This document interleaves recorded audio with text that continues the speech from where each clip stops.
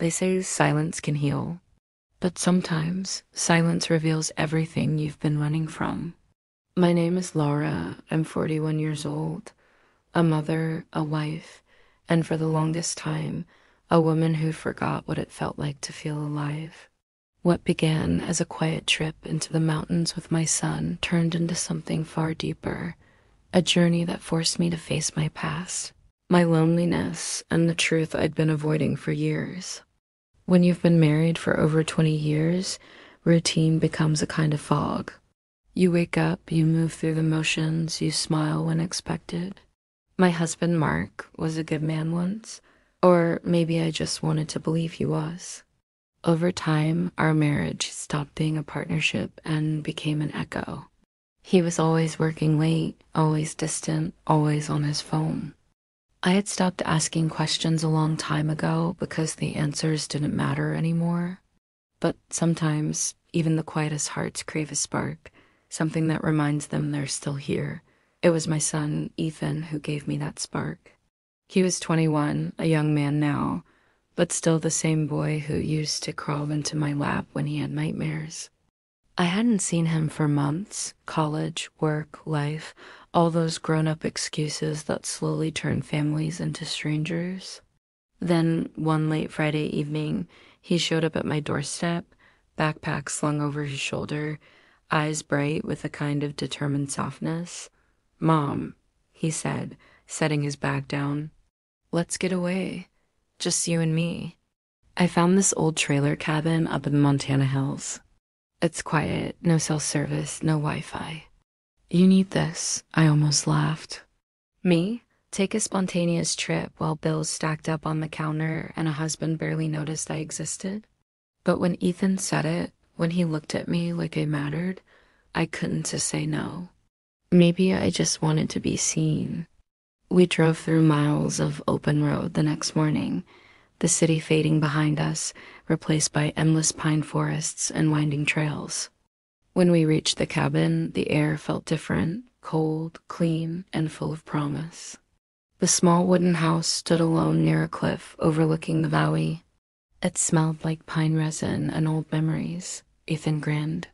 "No schedules, no stress, no pretending," he said. The first night, the two of us sat outside with steaming mugs of cocoa, wrapped in blankets as the stars spilled across the sky. It had been so long since I'd felt peace.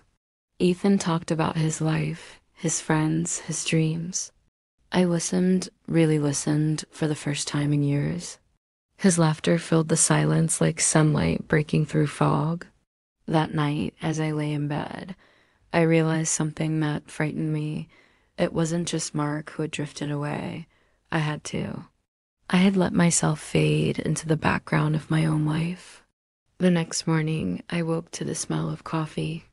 Ethan was in the kitchen, his hair a mess, wearing one of Mark's old shirts. "You still like your coffee with more milk than sugar, right?" he said, smiling. I nodded, unable to stop the warmth that rose in my chest. It was strange, seeing him grown, tall, confident, yet with the same gentle eyes that once looked up to me for everything. We spent the day hiking, laughing about old times, even singing along to some awful 90s playlist we found on the car radio. The bond between us felt different, deeper. It wasn't just mother and son anymore. It was two people rediscovering each other after years of silence. That evening, as the sun sank behind the trees, Ethan pulled out an old camera. "Stand there, Mom," he said. "You look peaceful, like you're about to start over." I stood where he told me to, the breeze tugging at my sweater. The light hit just right, soft, golden. The shutter clicked. For a moment, I forgot about the years I'd wasted being invisible. In that photo, I saw a woman coming back to life. Later that night, as rain tapped gently against the cabin roof, I couldn't sleep. I sat by the window with my old leather notebook, the one I hadn't written in since before I married Mark. I opened it. The pages yellowed with time and wrote, "Tonight, I felt seen again, not by a lover, not by a man, but by my son, by life itself. Ethan stirred from his room and walked out, rubbing his eyes. "Can't sleep either?" he asked. I smiled softly. "Old habits die hard." He sat across from me, watching the rain. "Mom," he said, his voice quiet, "do you ever think about leaving Dad?" The question caught me like a cold wave. I looked at him, searching for judgment, but there was none, just understanding. "I used to," I whispered, "but I was too afraid. Afraid of what people would think. Afraid of being alone." He nodded, then said something that changed everything. "Maybe being alone isn't the same as being lonely. Sometimes it's where you finally find yourself again." We sat there in silence, the fire crackling low. Something about his words reached deep into me. For years, I had mistaken endurance for strength, but real strength was choosing yourself. The next morning, we walked to the edge of the valley. The world stretched endlessly before us, clouds drifting low, the earth glowing in the soft morning light. Ethan turned to me, camera in hand again. "Last photo before we leave," he said. I smiled, tilting my head slightly. "Make it a good one," he laughed. "You always are." Click. Another photo. Another moment captured, the woman who had learned to stop waiting for permission to live. When we returned home, the silence in the house hit differently. Mark was sitting at the kitchen table, barely looking up from his laptop. "Have fun?" he asked flatly.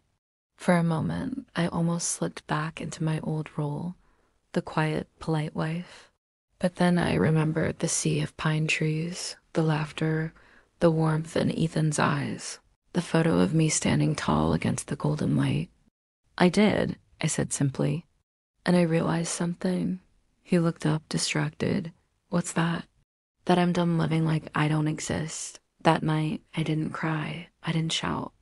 I packed a small bag, took my notebook, and left. Not in anger, but in peace. As I closed the door behind me, I felt light for the first time in decades. The road stretched ahead, wide and open. I didn't know where I was going, maybe back to the mountains, maybe somewhere new, but for once, I wasn't afraid. Because I finally understood something Ethan had shown me on that quiet mountain trip. Love doesn't always save you. Sometimes it's the gentle reflection of your own strength in someone else's eyes that does.